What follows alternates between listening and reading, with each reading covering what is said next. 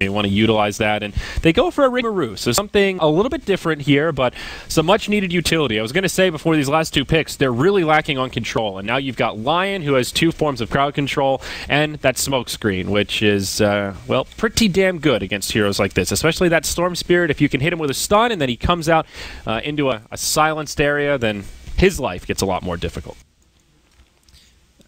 I don't know how it is for everyone else, so I look at a Ricky, I almost treat him the same way as like an Ember, where you really want to have a successful early game. It makes it a lot better if you want to have a dominating mid-game to late-game kind of segue.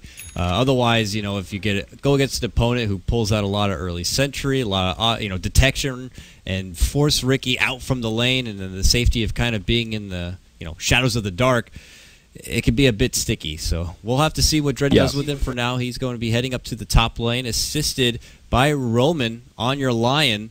Following up with that mid lane, it looks like Afo Ninja is going to be taking reign of your Zeus.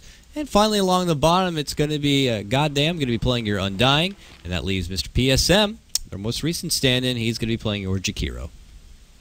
Okay, so it appears it will be a 2-1-2 setup for CL, the 4 Clovers, and their Lepricon leader. It will be Sexy Bambo here on the Tiny. He'll be headed to the safe lane. They've got Vanscore on the Shadow Demon supporting it up. EGM, the neutral face here as the Shadow Priest Dazzle, and then Waga will take that Storm Spirit mid. That leaves us with, again, the off-lane Gyrocopter. We saw it work well in the last game. It was an aggro try, and by the looks of it, I think 4 Clovers will do it again, and this is an interesting medley of heroes for an aggro tri-lane. A lot of defensive abilities and a lot of damage output as well. And we'll see how the battle for farm goes between the Ricky and the Gyrocopter. If they do indeed commit to this aggro tri-lane, this top lane should probably be our lane to watch. Both bounty runes going to 4 Clovers there. HellRaisers didn't want to bother contesting, obviously, the top one. The level 1 fight from 4 Clovers is so good, especially when you got like a Gyrocopter with that Rocket Barrage, and then even a Shadow Demon on top of it. You don't want to mess with that, but even bottom lane, they don't even bat an eye at it. It's just a free and easy rune for Bambo. They have to delegate what looks like 2 heroes on the side of HellRaisers to block out this bottom lane a bit. Only for a bit, because Goddamn's already maybe done an audible call, but he is now migrating all the way up to the top to help out with this aggro pressure. Yeah, he's already got a ward in the inventory, so that will help against this aggro tri-lane just to give the team a little more vision. But I like that this is already taking HR out of their comfort zone. With that opening, you have a pretty good idea of what they want to do with that Jakiro Undying. It's a very common dual offlane. A lot of teams have done it, not just HR. And forcing them to break that up already, just the offlane Jakiro, not nearly as scary. And even though Tiny will get harassed, should still be able to farm okay. Already off to a good start, sitting 4-1. And Undying, not bad in tri-lanes, but he also really needs experience. And that's where, if this tri-lane doesn't go their way, things could be a little bit difficult. He did go Decay level 1, so no Tombstone to worry about, but stealing that strength, very potent in these early levels. EGM already forced to take an odd path through the jungle here, and he may have to rotate around defensively. He did commit to the level 1 heal, and they already have disruption, so it does seem that the Clovers are looking for that classic Shadow Demon Dazzle setup to possibly find some kills early on.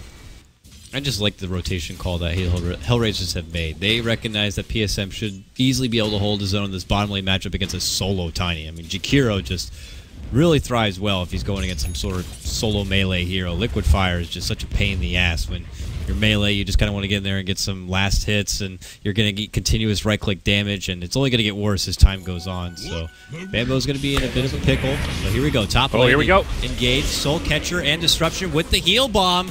Goddamn trying to run here, but the easy little Rocket Barrage going to be coming up from Mr. Weehaw. 8K there you MMR, go. plenty enough to get your first blood. That's the combo they've been waiting for. You can hype it up all you want, but once you see it, you really get a feel of how destructive this support duo can be with any carry that has follow-up damage. And the scary part is they can just rinse and repeat. There's nothing stopping them from just continually doing that against this tri-lane. This defensive try from HR, not really ideal. They'll set up onto Riki. Nice stun from RMN and a silence to follow up, but you look at the mana pools, and that cost HR a little bit more than it cost 4CL. And if that line is not in the perfect place to find that stun, it's a different outcome for Dread. Yeah, bit greedy there, positioning for 4 Clovers if they really wanted it. You know, there's a surprisingly good amount of casting range on the heal from Dazzle, so he doesn't have to be caught so close. And if he wasn't hit with that stun, still would have been able to get the heal off and then who knows what have happened, but you're absolutely right. I mean, Lion there in the right time, dished off a good stun, but that is expensive for something you have to dish out defensively. When you kind of have a lane set up like this, you're hoping to be using that stun more offensively and hoping to get your own picks, but for now, they try to catch him on the back end of a wave. Ooh, just a tip connecting right there into EGM, but they followed up with a lane ward, and he's already committed to a shallow grave, so it's not going to be an easy catch nonetheless. Yep. Things quieting down a little bit. It looks like in this top lane, the farm advantage 100% going in the favor of 4C&L. Even though Riki hasn't died, he only has 4 last hits right now. You look at the gyrocopter, he's 18-7, almost doubling Riki's last hits with his denies alone. Now they're utilizing this hard camp here to find even a little bit of extra farm for Weehaw, maintain some lane control. This is a disaster for HR. Not only is their carry not farming, but their supports aren't farming. Part of what makes Undying so scary is the tombstone in these early levels. Here at the 4-minute mark, he finally dings level 2 to even get the tombstone, and at level 1, oh baby, is it lackluster. 175 HP, it's pretty easy to take down, even with right clicks from supports. So a lot of onus on HR to turn this around, even just in the first few minutes.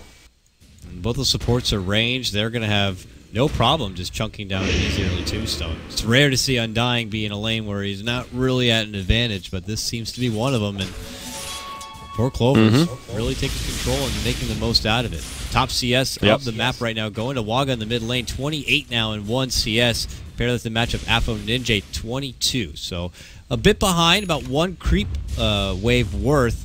But the benefit here is Waga also gets to sidestep and jungle farm a bit. He already has a double stack over here, so he's getting a good spot. But top lane, this is the lane we can't keep our eyes away from. Weehaw going to be caught with the stun, but there's a disruption save as a follow-up. He's retreating straight south. They're going to get the rotation from Waga here.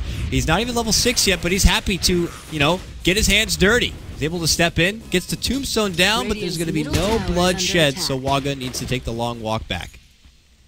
Yeah, an interesting rotation. I guess just assuming HR was going to commit a little harder for that and maybe look for some more kills.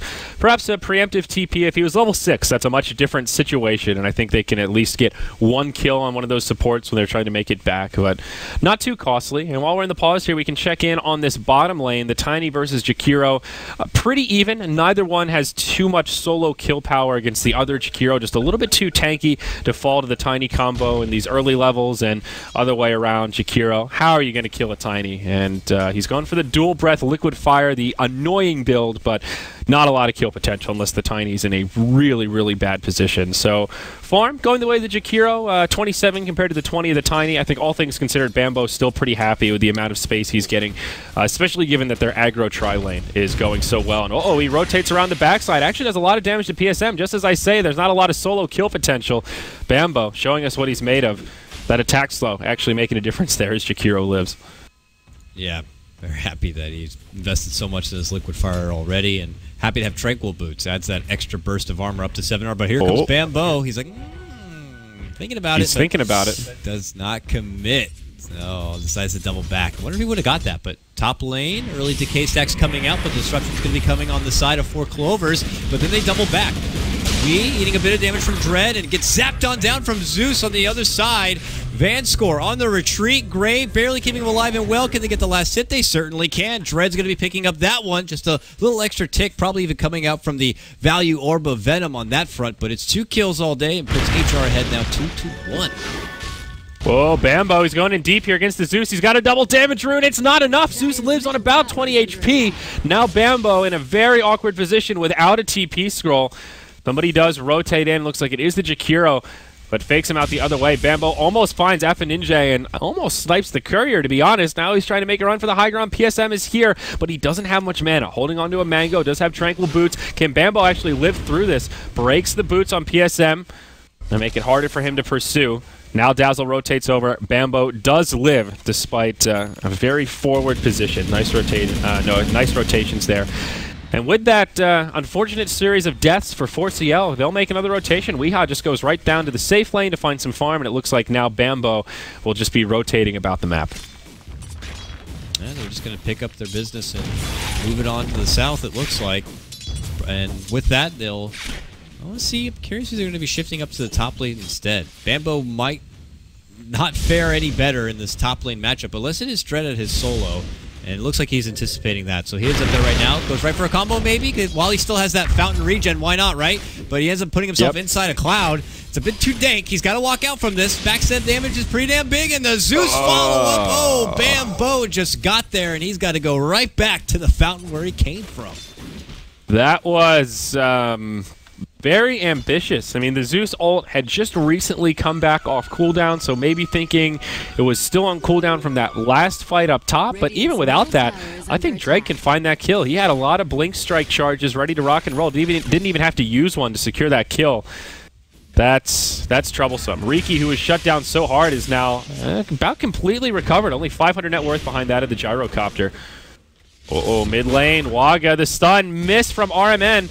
Waga could still possibly live, but no, the damage from Zeus is there, and he dies. Now on the other side of it, god damn, trying to chase down Vanscore. EGM on the low ground will rotate around, and it's now HR that have the option to be aggressive. This Undying is level 4, and that's enough for him to be kind of scary. Back towards the mid lane, Sexy Bambo in some trouble again. Weehaw stun is the call down, does connect on 2. RMN on the way out. Disruption does fly through, Dazzle nearby. Heal Bomb will bring down the Jakiro. Tiny, though, he gets taken out by the Undying, and this Dazzle could be in some trouble as well. Does have a shallow grave. They'll start to focus on the Tombstone, but it's a little bit tankier now as he's got another point in it. It will be 4CL on the back foot, but goddamn, maybe overcommitting here onto the gyrocopter. Weehaw getting almost a full rocket barrage out, but Dread doing a lot of damage. Shallow grave just in the nick of time. They way overcommit. Undying and Riki in the grave from a great shallow grave by the Dazzle to turn. Waga looking for some more kills, but can't find them. TPs will keep the stragglers safe. A chaotic exchange, but in the end, it is the Clovers that find a small advantage. A bit of a missed timing window opportunity there for HellRaisers. I understand why they're feeling so comfortable that they can play that aggressive. They got that early pick onto Waga, and with it, they got to place this very nice ward right behind that tier 1 tower so they could see pretty much all that come in and out. Now, Undying moves in there, gets off a beautiful placement for a Tombstone and a Soul Rip, but Dread wasn't there quite in time. He shows up, but by that point, reinforcements had already arrived, and with that comes the help from your Dazzle. You see a Grave, and Grave is just such a freaking good ability, man. It just makes heroes linger that much longer in hopes they can finish off this kill, but sometimes it's just not going to be happening that way, and because of it, Dread ends up going down. He's sent right back, and just when it looks like HellRaisers were pretty much getting ready to pull ahead, 4 Clovers pull out something like that, and we're pretty much back to what feels like square even. Yep, well, square even with 4CL having that minor advantage. Their 2 primary cores farming very well, the Gyrocopter as well as the Storm, but Bambo, he's still in Strug City. He's actually behind the Riki Maru by a pretty good margin, still struggling to get his phase boots put together. Ever since he started roaming about from that bottom lane, it seems like he just hasn't found the angles of initiation he's been hoping for, going for a 2-4-0 at level 7 on this Tiny, maxing out the toss. Does have a slightly shorter cooldown, so is a good build for doing extra damage. Just like in the mid lane, 4CL will lose their tier 1 tower. Tombstone comes down for good measure. Nice deny from EGM. Will mitigate some of that income there for the HellRaisers. Yep, HellRaisers obviously not looking to pull back unless they got that tier 1. And as you said, fantastic deny. With that, they're just going to pick up their stuff and move it right up to the top here, maybe hoping that Bambo won't recognize the rotation, but he certainly does. He pulls back, hides by his tower, his help nearby in the form of Vanscore on this Shadow Demon, and I think they're just going to go for this when I say that, but look at this. FO Ninja makes his own rotation. He's going to actually head to the bottom, so they're going to put 3 committed to the top lane, 2 to the mid, no one in the mid lane at all. Waga's going to be there kind of farming up, but as I even finished that statement, he's looking to go to the bottom here. Weeha's already made the committed move on to Roman. Roman doesn't even need the help from Waga. He just gets the easy clear on the solo Lion. Easy freebie right there. What a play. That was so smart from Weehaw. He hides in the trees here, just lingering about. He sees the Lion venturing over this way, and he knows what's coming. He knows heroes are rotating to gank him. He finishes off the Lion, does a call down and the Rocket Barrage before Lion can even hex him. The Rocket Barrage still does damage while you're hexed up. That was a frog shooting missiles. And then he just walks away scot-free. Very nice, but now he could be in some trouble. Dread in the mid lane, initiates straight away. Coming in, does he have that damage for this Rocket Barrage? Just a little bit too bursty for Dread's taste, and he will about face and go the other way. Now the Dire side do get a tier 1 tower in the bottom lane, but it seems it won't come for free as the 4 Clovers are up top, ready to pressure this tower. They force out a Glyph, and the last hit will be given over to Bambo here. The Rocket Frog. It's an amphibian you don't get to see very often. Check your local zoo. I don't know if you see it there. Maybe it's Ice Frog's crazy cousin. Who knows? But for now, at least, they're rotating all the way to the bottom lane. Early liquid fires to just kind of soften up this tower. But it's Vanscore getting off a good disruption. Soul Rip to follow the Waga, making it move in. Gets the pullback. Apo Ninja. They lose their Vanscore here, and Waga decides to double back. A good zoning path. Liquid fire keeps the Four Clovers group back in at bay. Whoa! That's a lot of hate right there. Zaps come out from both Roman and Apo Ninja simultaneously, and the gyrocopter just gets sent all the way crash landing. Yep, he goes from, hey, I'm pretty healthy, let's fight, to, whoa, what happened? I just took a lot of damage. And, this could be a game where this gyrocopter might want to consider a casual cloak. Maybe even the Storm Spirit at that. There's a lot of magical burst damage on this HR side, and a pipe, BKBs most certainly will be pretty valuable pickups as this game continues on. HR utilizing their Jakiro very nicely. Maxed out Liquid Fire means they can slow siege the hell out of this tower. They force a glyph, and this unhealthy Tier 2 appears to stay standing as HR do sound the retreat and head back to safety. Now, Dread has been pretty proactive with fighting. Needs to spend a little bit of that me time. He's finally getting it here at the top lane. For now, just holds the Blade of Alacrity. Not sure if it's going to be going into a Diffusal Blade, a very popular pickup for Ricky, both used offensively, and hell, even if they have a dust, you could just purge off the dust, so it's just nice two ways there for Ricky in particular. Could always go into a Yasha, but at least for now, he thinks he's comfortable and safe, but after a while, you have to wonder, where is Four Clovers? They show up, they got the dust, they toss him up, they rip him down, and he's dead. See you later, Dread. I hope you had a good time farming. Yep, that's pretty burst intensive. He's still pretty far away from the diffusals you were mentioning, that first blade, but lots of farming that still needs to be done, so that'll level things out just a little bit more. Four Clovers, I feel like they've been consistently in the lead, but they still haven't really been able to pull ahead and get that massive, more than 1,000 net worth lead that we saw in that last game start to grow very quickly. So, bottom lane, EGM could get dove. Good positioning as he stays pretty far back. We'll use an aggressive weave. Seems that our Radiant side has come to terms with sacrificing this Tier 2 in the bottom. And they will try to pressure the Tier 1 mid. Now, Dire do have a glyph, so they could rotate and mount a defense here if they want to take a fight. And it looks like they'll do just that. Waga staying in for the tower, but out comes the glyph. Now Waga silenced from the smoke screen, barely walks to the edge, and he'll eat a pudding pop as he heads back to safety. But now Vanscore bumps into Goddamn, loses a little bit of that strength. Out comes the Tombstone. Can Vanscore actually live here? It looks like he will. Disruption to try and create some space for himself. He'll make it back behind the tower, and Tombstone will not find any dead heroes. It looked like Roman was going to be able to get close enough to get the Hex up to Waga, but he might have misclicked or something because he stepped backwards one brief moment before continuing charging on forward. A bit awkward. It's hard to say I wasn't highlighted on him, and particularly his Hex to see what the AoE was, but it was very, very close with the slow diffusal and the cloud. It could not have been too far. So, unfortunately, that means they have to let that Storm Spirit go, make their proper rotation. Tier 1 does end up going down in the end, but you know, it is Four Clovers still holding about a 1,500 net worth lead. Small one, but it's something. For now, at least, they get a very nice D ward here. Seeing that HellRaisers still anticipate a lot of aggressive vision where they remove one, still another one right here just to the north. So they're getting constant intel, especially around a period of time where maybe Roche is going to be considered from both sides. So we'll have to see how they utilize it.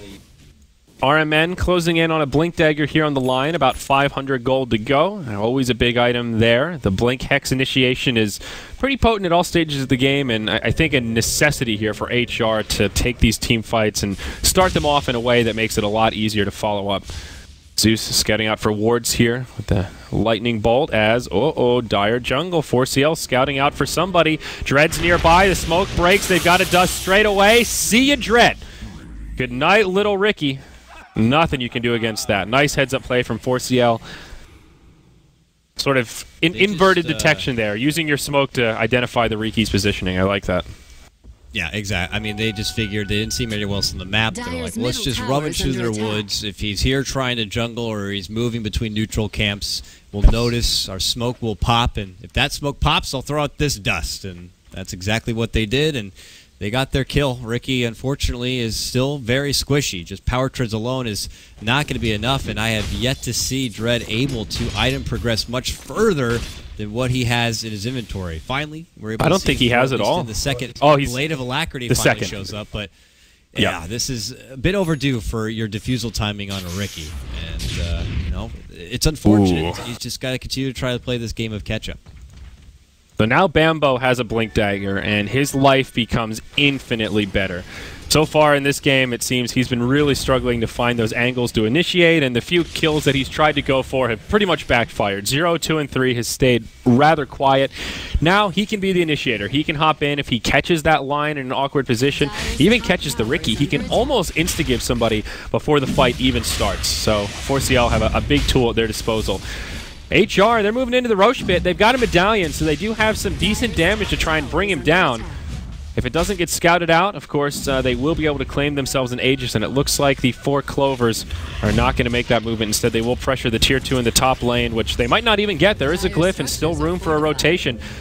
Dire do get Roche, Aegis of the Immortal on the Ricky, and indeed they do mount the defense up top. So a nice little play there.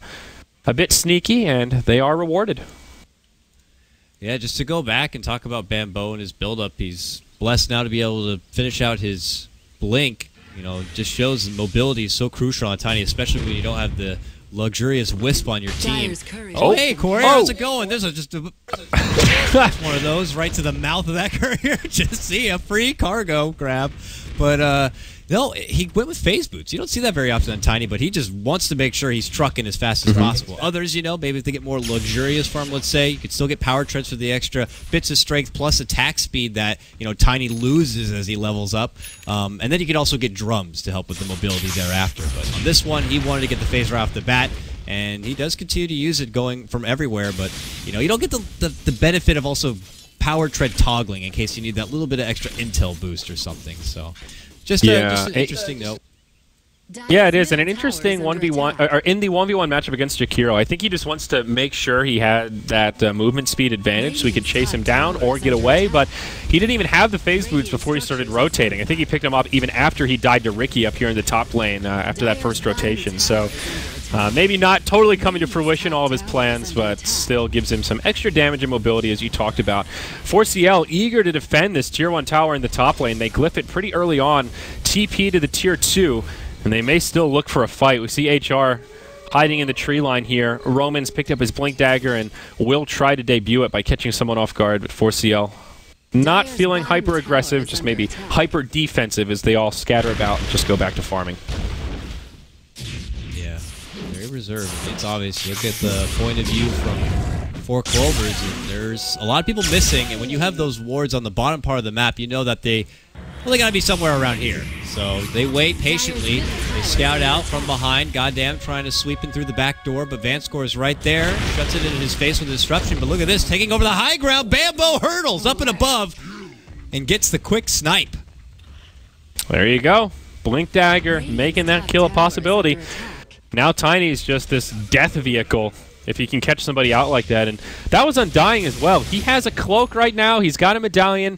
He doesn't have that many items, but he's a pretty damn tanky hero. And the fact that Tiny can still do that much damage to him, that makes me fearful for this Zeus, for this Lion, for everyone else. Now we'll see another setup here. Bambo put up into Yules, Macro Pyre, and Ice Path down. Vanscore is going full man mode, walking through the fire. It'll cost him his life, but PSM and Ninja will still be left behind. Both of them will end up falling. Gyrocopter getting a double kill, making it a 1-for-2 trade. Very bold there from Vanscore, just charging in, no holds barred. And, you know, credit to Ninja. He actually put out a pretty damn fast reacting Yules right there in the Bambo, but Bambo had already gotten the stun off. Couldn't get the toss before the Yules ended up going out, but they didn't have enough help. Oh, yeah, the disruption. Yeah. It was the Jakiro Yules that set it up, then the defensive disruption to buy him some more time, so yeah, pretty nice. As it stands right now, they're just kind of waiting, and they'll kind of creep on forward every little bit. Yet to see HellRaisers go back to a committed 5-man move. But here's Dread. Now has that Diffusal Blade. Stalking Bambo here. Bambo has dust on hand. Dread has to have clicked on him and see it. You know, obviously there's no reason to sporadically pull one out, but now there might be. Turns back. They get the silence. He's waiting for some help, and it's Ninja to show up, and they're going to get the finishing kill. Bambo, for some reason, thinking he could just kind of stand there and trade, but he'll pay for it. Yeah, that again, very bold positioning there from Bambo. There's about a minute left on the Aegis of the Immortal, so maybe just thinking, all right, well, I'm dead. There's nothing I can do here, so I might as well just buy as much time as I can before I end up going back to the well. We'll hold that thought, though, is up top. God damn, in some trouble again. Weehaw sets it up with a call down, and we'll find the subsequent kill. PSM with Yules onto the Dazzle. We'll just fly back to safety as the gyrocopter TP's home. Now down bottom, we're going to see a fight here. Vanscore trying to set something up on the RMN perhaps, but gets hexed, stunned. There is no Finger of Death, but Dread is inbound. And this Shadow Demon will suffer an unfortunate fate, getting picked off as well. Dread definitely finding some momentum here with this defusal. Goes ahead and grabs an Ogre Club right away. Yeah, Vanscore moved in, thought he was going to get an easy support-on-support fight, but that's not the case. Roman, quick-witted reaction, plus the help of Dread nearby. They just kind of flip it right back over onto Vanscore, and well, he might have to second-guess it. That's back-to-back times 4 Clover members have thought they could man up and just try to take a fight, but HellRaisers were right there to help out, and well, they kind of turned it right back. And Dread, casual, all-chat, good game, which was a misclick, I suppose. I imagine. You know, that happened yesterday as well. I think he needs to work on these keybinds or something, dude. There's a problem. Well, if it's like me, like my wheel chat, I have good game right next to well played. So sometimes I hit good game to everyone. Shit, well played, and unfortunately, it comes after usually a good You're a play. monster. So it looks like I'm talking shit, but goddamn, gets the pull back, Vortex pull, hopefully do a call down, but gets a force out to safety. They still get hit with a pretty big call down. Zeus ult to fly out, moderate damage, but they catch out with a long range figure. That's going to be finishing off Vanscore. He's the only casualty of this skirmish, at the expense of a lot from HellRaisers, but hey, it's still something. But all the meanwhile, your Rat Dazzle coming out from EGM as he pushes all the way to the high ground in the top lane. Yeah, Dazzle getting a little bit of farm as he was pushing that lane through, and now that does secure him a Glimmer Cape. So I think for 4C&L, not a bad trade. They see where HR are. They lose their Shadow Demon, but it allows this Dazzle to find a core item that could make a big difference here. You know, Riki gets jumped on. He's stuck inside of the smoke cloud. Hit him with a Glimmer Cape, and unless Riki's got some dust, that hero's probably staying alive. So here, RMN gets the quick hex onto Sexy Bambo, but it makes no difference. Wagamama comes zipping in, hits him with a Puddin' Pop, and finds yet another kill. Now, goddamn, he may get left behind as well. Dread with a double damage rune, doing as much damage as he can, and might find the kill on Waga. He does. Waga not able to suicide fast enough. Now Riki is hit by Bambo, dusted, and Gyrocopter will just stand his ground and find the kill. On the other side of the fight, the Undying also gets picked. It will be Tiny that secures that one. Now it's Jakiro versus the world. BKB used by Weehaw as he charges forward. PSM looks like he might be able to live, but Appa Ninja not going to be so lucky. Bambo gets Glimmer Caped, 4 stabs in, tosses the Zeus back, and now they dive PSM. It's a disaster for HR. Dread, he goes YOLO, he buys back. He might be able to get Bambo. No, he goes the other path. Dread, was this buyback worth it? He wants Vanscore, has the smoke cloud, which means, hey, no defensive disruption, but Force Staff, the antidote to this plague. Riki dies, and it's a 6-0, if I'm not mistaken. A dieback from Dread, and oh boy, it is 4CL coming out big here, Dakota. Yeah, I don't but yeah, that's rough. It's like hard. Dread, I don't know, maybe a little late with the buyback and jump in, but very ambitious and very heartbreaking as well. They were in good standing, and you could just tell by the graph. It's like, okay, both these teams. Is that a real GG? Okay, that's it. This is a real. We're done. We're done here. Okay. HellRaisers, I think that they're just. Let's just say they might be on tilt after something like that, and I wouldn't blame them. It's heartbreaking to see something like that, just everything crumbling apart one after the other. And gotta also give credit on the other side to 4 Clovers. You know, we saw them match up against Empire yesterday. Empire ended up coming on top 2-0, but 4 Clovers showed that they can hold their own for a team of, quote, pub stars and big names who you might fear for how they can really communicate with each other.